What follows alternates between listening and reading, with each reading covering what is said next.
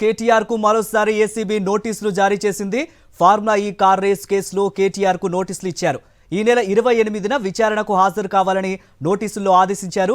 దర్యాప్తు సంస్థలకు సహకరిస్తున్నారంటూ ట్వీట్ చేశారు కేటీఆర్.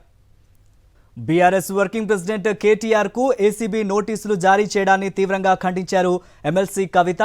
తమ వైఫల్యాలను కప్పిపుచ్చుకోవడానికి, ప్రజా సమస్యల నుంచి దృష్టి మళ్లించడానికి కుట్రపూరితంగా రేవంత్ రెడ్డి ప్రభుత్వం నోటీసులు జారీ చేసిందని మండిపడ్డారు. సీఎం రేవంత్ రెడ్డి కుటిల రాజకీయ క్రీడలో భాగంగానే ఏసీబీ నోటీసులు జారీ చేసినట్లు స్పష్టమవుతోందని తెలిపారు. తమ పార్టీ నాయకులకు వరుసగా నోటీసులు జారీ చేయడం వెనుక రాజకీయ దురుద్దేశం ఉన్నట్లు తేటతెల్లమైందన్నారు. ఎవరెన్ని ఇబ్బందులు పెట్టాలని ప్రయత్నించినా తట్టుకొని నిలబడ్డ చరిత్ర కేసీఆర్ సైనికులదంటూ ఎక్స్లో పోస్ట్ చేశారు కవిత.